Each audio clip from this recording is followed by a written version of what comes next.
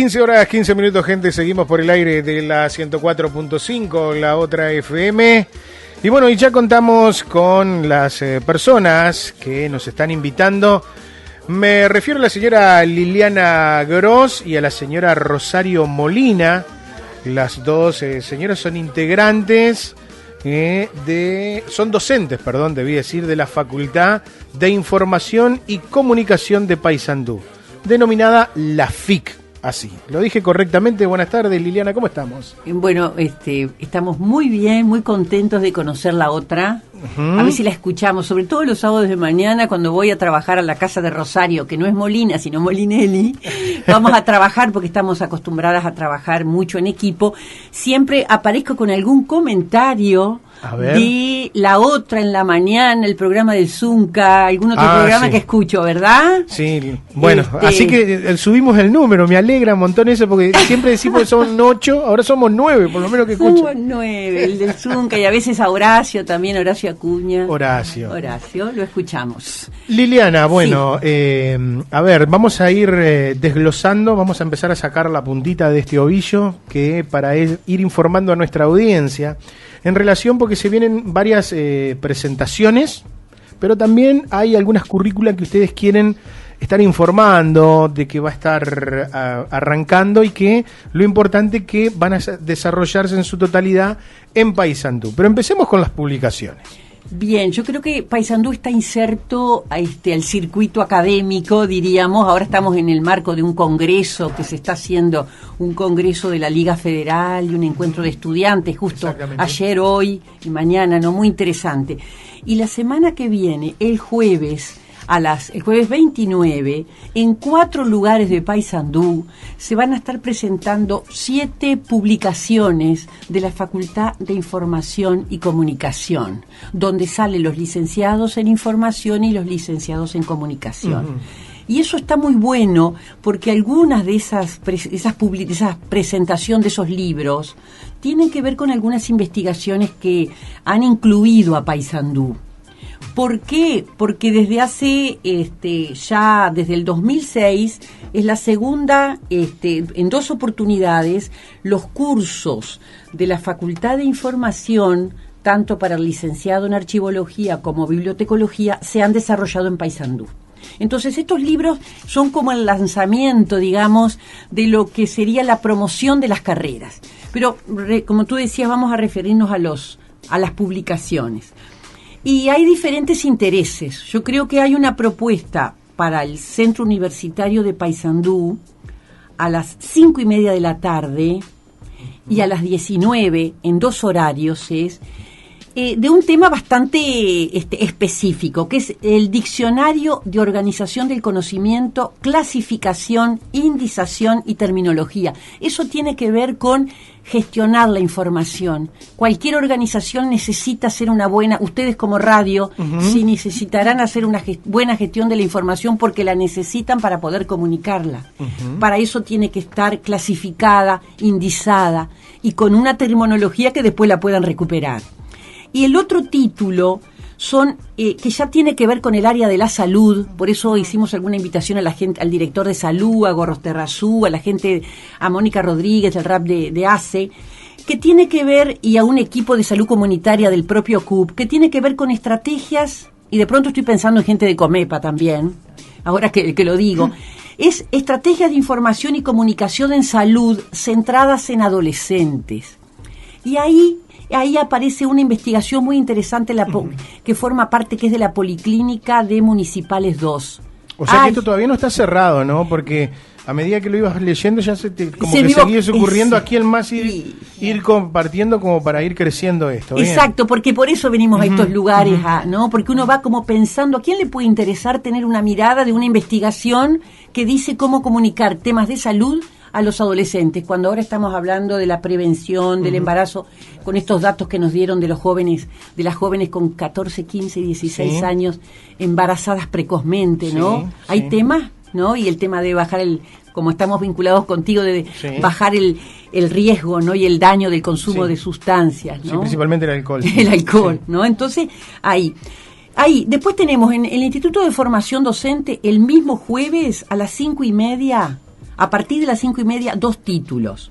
Uno que es bien para maestros y docentes, que es un modelo de alfabetización en información para el Plan Ceibal. ¿Cómo preparar a los usuarios del Plan Ceibal, a nuestros niños escolares y a nuestros adolescentes, en un modelo uruguayo que se llama modelo Pindó, que es producto también de una investigación que en parte nosotros, Rosario, cuando cursamos la licenciatura, trabajamos en la Escuela 94 y después de otros lugares del país, ¿no? Porque en general son académicos que han orientado estas investigaciones. Y después, a las 18:15, del diseño al aula, todo lo que tiene que ver con el cambio de planes, porque los licenciados en comunicación y los licenciados en información cambiaron los planes, ahora hay posibilidades, hay mayor flexibilidad, hay creditización y hay preprácticas profesionales. Hoy en día, por ejemplo, tenemos estudiantes de archivología que están haciendo la práctica en la escuela de alternancia de Guichón. Una cosa realmente muy buena, lograda por la docente que orienta eso, que es la licenciada Leticia Pereira. Después tenemos en Dirección de Cultura un tema que les involucra a ustedes y a la otra radio colega. A la gente de Horizonte, exacto. Sí, y yo le decía ayer al director de Mides, a Mico, le digo, bueno, mirá, hay temas acá que te pueden interesar. ¿Qué radios para qué comunidades? Las radios comunitarias uruguayas después de la legalización. Vos me decías que ahí hay toda una narrativa. Yo creo que va a ser buena también, porque va a estar ahí Óscar Orcajo y va a estar Mónica Cabrera presentando, que es docente del CUP, sí, como para hacer algunos intercambios interesantes sobre todo lo que podría dar Eso es de Caplum, ¿no? Ese es de Caplum, exactamente, Caplum. Sí, Caplum, el coordinador y el editor. Con un equipo ahí de comunicación. Bueno, yo no los conozco mucho, pero seguramente vos que estás en el tema sí lo sabés. Y después tenemos en el Liceo 1, el salón de actos del Liceo 1, ahí la dirección cambió el día de coordinación para que los docentes puedan ir, y ahí aparece un tema que es clave, que son las revistas académicas, ¿verdad? O sea, hoy en día que el Instituto de Formación Docente está tratando de transformarse, la formación docente está transformarse en formación universitaria, bueno, las revistas académicas son los lugares en donde hoy se publica el conocimiento, y para poder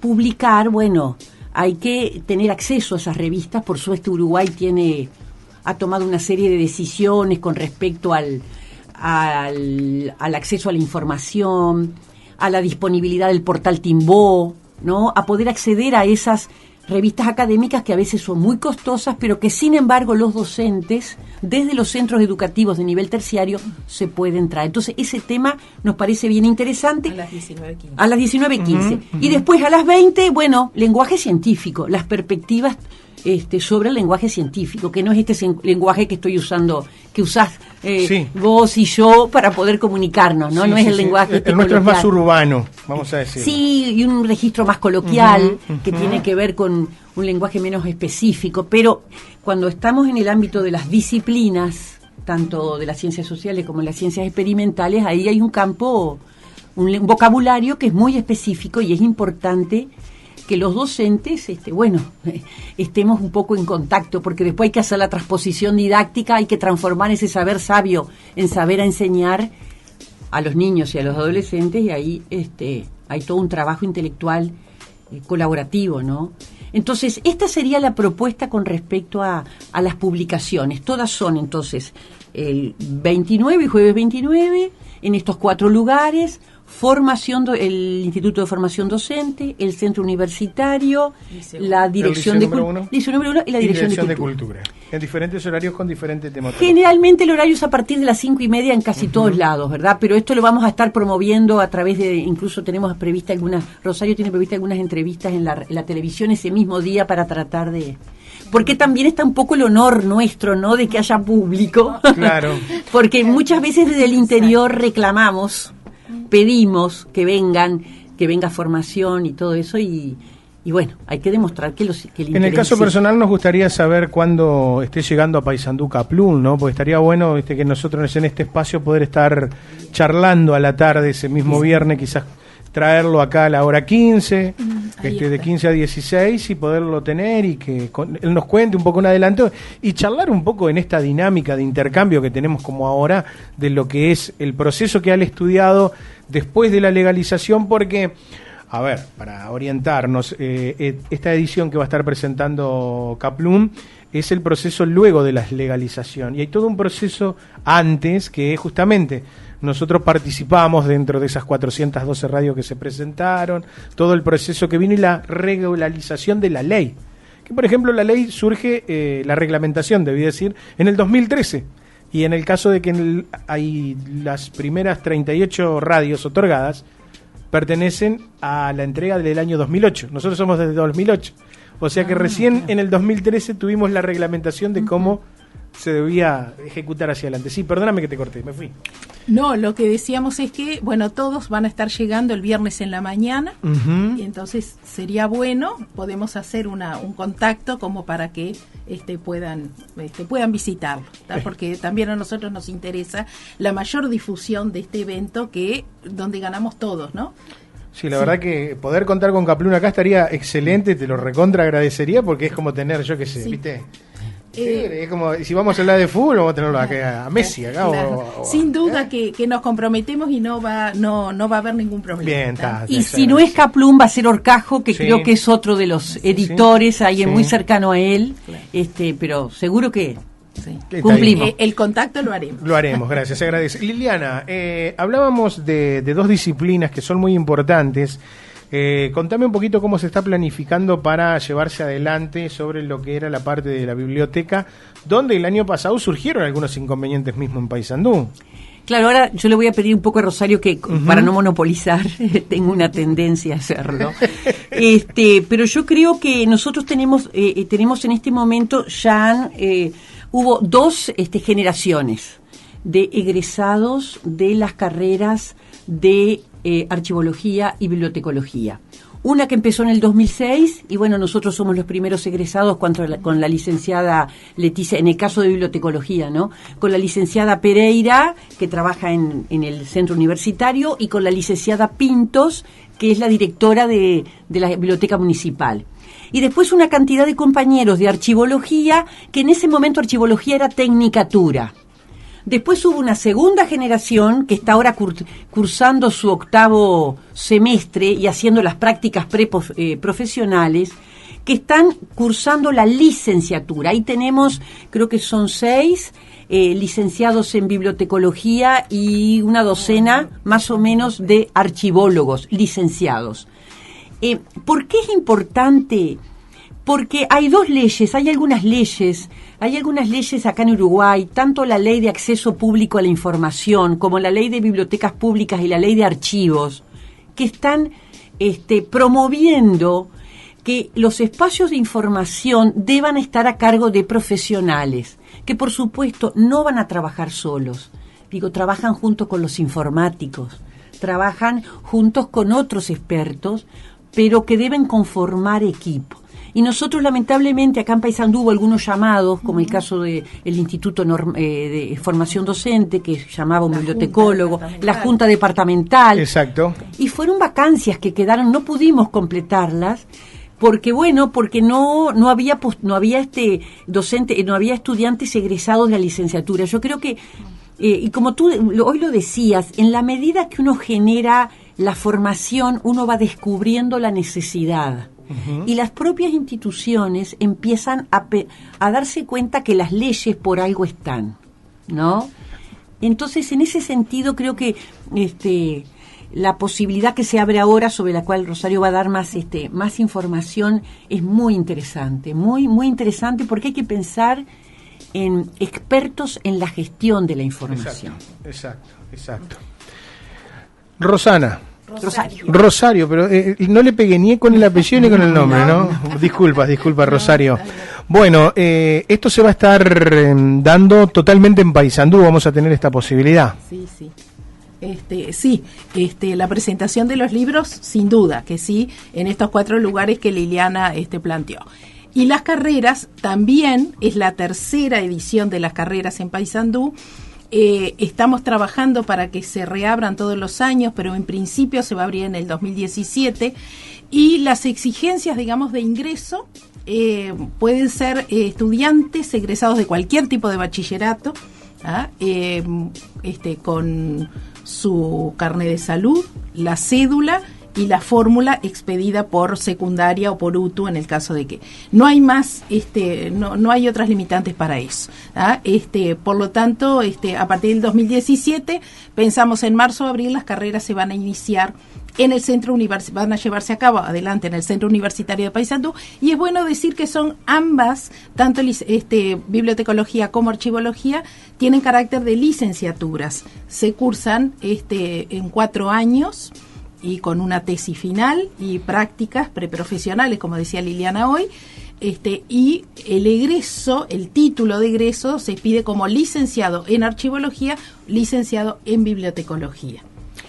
Y son, porque agrego esto que también me parece importante, en el medio, en Paysandú, son las únicas licenciaturas en el área social y artística, porque después, si bien el Centro Universitario de Paysandú ofrece dentro del área social y artística otras alternativas, como puede ser Bellas Artes y puede ser la Tecnicatura en Bienes Culturales, ambas son tienen el carácter de tecnicatura, no de licenciaturas. Y por otro lado, Salto, que conforma la región, el CENUR Litoral Noroeste, ofrece las carreras del área, ¿verdad? Del área, digamos, todo el paquete del área social. Sí, más médica, ¿no? Allá yo daba información que están largando también en algo del área, como que trabajan más en el área médica, me pareció eso, siempre la información que me llega de la regional Salto. Sí, pero en Paysandú en realidad es la que más ha apostado al área de la medicina, laboratorio clínico, fisioterapia, medicina, laboratorio clínico, son las carreras que se ofrecen históricamente en Paysandú, y Salto, ¿no? Tiene asumidas las carreras como derecho, notariado, ¿verdad? Que más del área social. Pero esto es también para Paysandú, si bien estamos hablando de un CENUR, de una región, no estamos hablando de 2 ciudades diferentes, sino que hablamos de centros regionales de formación. Paysandú ofrece estas 2 alternativas, estas 2 licenciaturas en el área social. Y como bien decía Liliana hoy, ¿querías preguntar? No, porque ¿qué carga horaria normalmente tienen este tipo de licenciaturas? Bien, bueno, en realidad estas, cualquiera de las 2 carreras están creditizadas, ¿tá? No hay una carga horaria fija semanal. No es, el estudiante tiene que pensar que salió de secundaria y por lo tanto no va a cursar de lunes a viernes de 8 a 12 o de 14 a 16, ¿verdad? Sino que va a tener que cursar de acuerdo primero a las disponibilidades de los docentes que viajan especialmente de Montevideo para dictar estas carreras, y que muchas veces los turnos son en la mañana, en la tarde, algunos días libres, y hasta ahora, pero eso no quiere decir que esto continúe, la experiencia concentraba la mayor carga horaria los viernes y los sábados. Pero eso no lo podemos asegurar aún porque todavía no se ha establecido el cronograma, digamos, anual. Sí. Perdón, algo que quería decirte, que todos los alumnos que cursan son potenciales beneficiarios de becas, ¿verdad?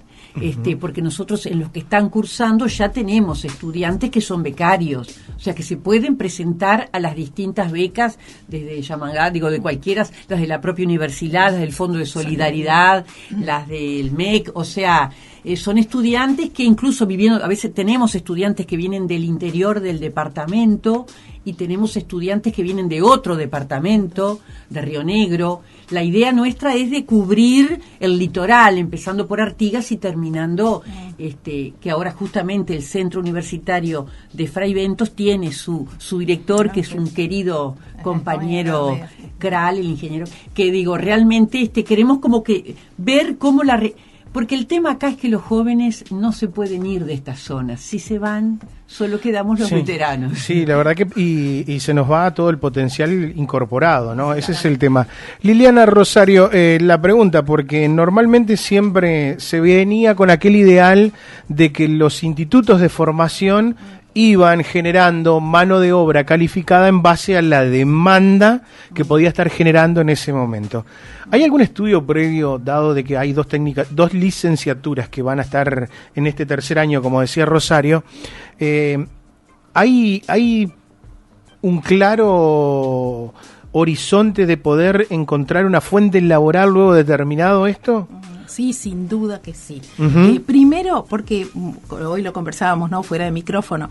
Primero, que bibliotecología hay que pensarla fuera de la biblioteca, es decir, con la biblioteca también, pero fuera de ese espacio tradicional de la biblioteca en formato papel con los estantes, porque de hecho eso desestimula en Paysandú a cualquiera. Con una sola biblioteca municipal podemos pensar que, bueno, ¿dónde? Es la primera pregunta que hace la gente que en realidad no conoce. ¿Dónde van a ir a trabajar después si hay una sola biblioteca? Bueno, en realidad hoy en día, y desde la perspectiva de la ley, cada vamos a decir, organismo local, y si a un organismo, cada lugar es un centro de información, ¿no? La radio es un centro de información, ¿no? Las empresas privadas, los hospitales. Bueno, podemos pensar en toda la gama en todos los ejemplos que podamos poner, donde son, digamos, unidades de información. ¿Por qué? Porque todos necesitan de una organización de esa información que es especializada y documental, y por lo tanto necesitan archivólogos y bibliotecólogos que orienten no solamente el acceso, la búsqueda, sino la recuperación y la selección de una información que es información calificada. Entonces, cada vez más, en un mundo cada vez más exigente, la especialización de la información se torna un eje, con lo cual cualquier egresado de estas carreras tiene sin duda un campo amplísimo de trabajo, no solo en las instituciones, en las organizaciones, sino también a nivel de ejercicio libre de la profesión. Yo te digo además que como lo vemos en formación docente, que vemos cómo los docentes se desplazan, y tenemos docentes que originariamente eran originarios de Artigas y ahora están trabajando en Paysandú, o son originarios, esa gran movilidad en busca de la fuente. También tenemos que pensar que los egresados se van a movilizar y se van a desplazar. Estoy pensando en que hubo un llamado muy interesante de Salto Grande, muy atractivo, y también de Plan Ceibal, y que bueno, llegado el momento eran justamente lugares en donde nuestros egresados tienen buenos salarios interesantes, bastante interesantes, ¿no? Entonces hay que pensar que la gente joven, cuando se forma, después encuentra un lugar donde proyectarse académicamente. Además hay posibilidades de hacer maestrías, doctorados, bueno, becas. Entrar a la universidad es muy interesante, ofrece interesantes posibilidades, y los jóvenes acá, creo que en Paysandú tienen una oferta bastante amplia. ¿Te parece que hay una oferta bastante amplia? Ayúdame a hacer memoria. Yo tengo 46, no es necesario que ustedes digan nada. Son mucho más jóvenes que yo, pero digo, nosotros éramos de la generación de contabilidad. Claro. Magisterio, corte y confección, peluquería, exacto, mecánica, tornería, electricidad y para de contar. Exacto. Y hoy realmente es un placer ver acá, por ejemplo, el CUP, donde vos tenés muchas licenciaturas, tenés carreras realmente que son de término medio, lo que yo digo, ¿no? De término medio, que en 2, 3 años, 4 años te dan la posibilidad para un joven, un adolescente que sale con 17, 18 años de la secundaria, a los 22 o 23, ni que hablar de los tecnólogos, ¿no? Químico, mecánico, laboratorista. Realmente hemos crecido en estos últimos 10 años de una forma impensada en la educación en el Uruguay. En esa parte, me parece que total. Todavía me parece que me gustaría después hacerte una consulta. ¿Cómo ves la educación primaria? Pero para que después lo vayas analizando mientras querías opinar sobre esto. Bueno, no, sobre primaria no creo que debamos opinar. No, debamos opinar. No. En todo caso, de secundaria, que ambas venimos del ámbito de secundaria, en todo caso, o de la universidad. Pero con respecto a lo anterior que estabas diciendo, sin duda que es un cambio profundo, porque estas carreras generan a nivel de la población una masa crítica que tiene que seguir siendo estable, y por ahí va la verdadera transformación, en este caso de un departamento, ¿verdad? La gente que piensa, no solo la gente que haga, la gente que manualmente pueda desempeñar, ¿verdad?, una profesión, sino que además con lo que haga le permita pensar, hacer pensar al otro y avanzar en un proceso de transformación que es sumamente necesario para poder insertarse en el campo del conocimiento, de la cultura y de la información. En Paysandú, ¿cuántos estudiantes estamos ahora a nivel universitario? ¿Tenés una idea? Yo había sentido que estábamos por arriba de los 2000 y algo, ¿no? Yo te iba a decir alrededor de 2500, pero no quiero, porque no tengo en este momento la cifra exacta, pero es un eje de 2500 estudiantes, y eso es eso potencia, pero también a esos estudiantes de distintas formaciones también hay que apostar a que aquellas formaciones que tengan que ver justamente con las grandes dificultades que tiene la población y sobre todo la población adolescente, que es el acceso a la información y el acceso al conocimiento. Liliana arrancaba hoy planteando el tema del embarazo adolescente, y uno de los libros justamente plantea la cuestión en términos de la información y el conocimiento en las salas de espera de los consultorios y de las policlínicas. Y allí, cuando se hace esa investigación arroja que en la mayoría de los casos la falta de un acceso a una información documental, una información, ¿verdad?, acreditada, ocurren algunos fenómenos sociales que quisiéramos que no fueran, que no arrojaran esos números, ¿no?, que no ocurrieran. Es así, Rosario, y quizás de repente yo me expresé un poco mal en relación a que no me interesaba para nada que era una opinión como ven la educación primaria, sino apuntando a eso mismo que vos decías. Hoy, sin ir más lejos, soy padre de un adolescente que está entre los 15 y los 16 años, y hablábamos junto con mi viejo de este tema, y lo charlábamos compartiendo un mate, de que se están dando los embarazos entre 10, 11, 12 años. Entonces, como sociedad, ¿cómo tenemos que responder frente a esa realidad? Porque el problema lo tenemos, no es que vamos a empezar a hacer una discusión si está bueno o no está bueno. El problema lo tenemos, está ahí. Ahora, el tema es cómo lo abordamos como sociedad y como Estado, y cómo nos involucramos todos. Y desde qué punto hay que empezar a sembrar la semilla en la educación para que, en este caso, no digo solamente la niña, también el niño, tenga el conocimiento de que a partir de qué edad de su desarrollo potencialmente se puede transformar en un papá, cuando está como persona física desarrollado para poder engendrar. Y mi hija me lo decía, sí, bueno, papá, pero eso yo recién lo vi en tercero, en segundo de la escuela, cuando ya pasaron los 13 años, y estamos hablando de chiquilinas que quedan embarazadas entre los 11, después que se desarrollan. ¿Y qué nos está diciendo la sociedad en eso? Es que faltó información.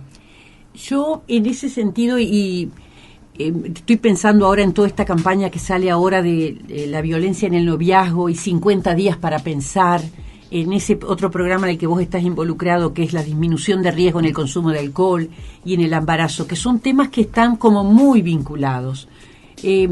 Yo creo que hay una necesidad de que tanto la escuela primaria como la escuela secundaria pueda cargar el currículo de significados.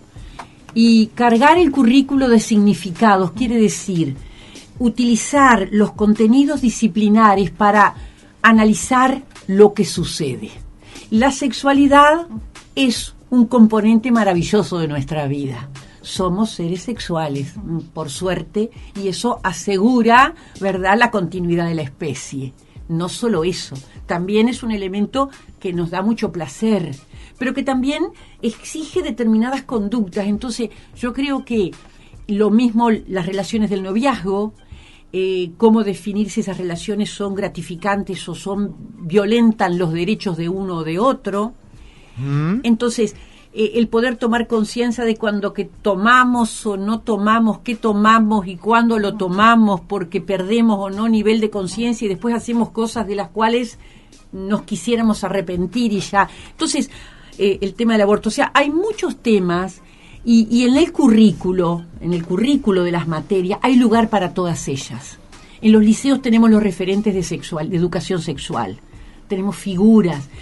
Ahí yo creo que lo que nos no es que nos falte, pero los adultos debemos empezar a tener confianza en todo lo que podemos hacer y en generar como relaciones más confortables con los niños y con los adolescentes, de manera que haya un nivel de confianza importante para poder abordar esos temas.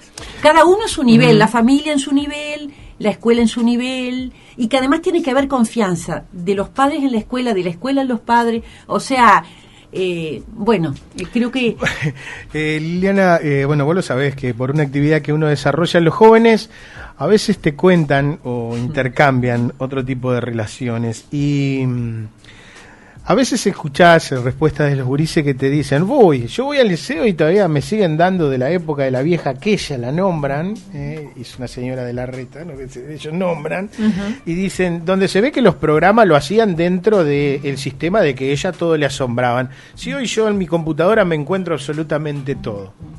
Y esos son los mensajes que creo que nosotros tenemos que empezar a recibir de la sociedad y principalmente de nuestros gurises. Y tenemos que atacar algo que, no sé si el término es atacar, tenemos que empezar a prestar atención en algo que es desnaturalizar aquello que tenemos naturalizado. Mirá que parece un juego de palabras, ¿no?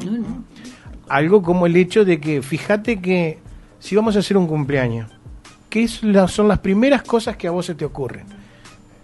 Chupi y come y todo lo demás. O sea, lo tenemos integrado. Hay cosas que respondemos como sociedad porque nos han legado eso y lo traemos integrado. Entonces creo de que hay cosas que seguimos manteniendo porfiadamente, tosudamente, como sociedad y como padre lo vamos transmitiendo sin darnos cuenta.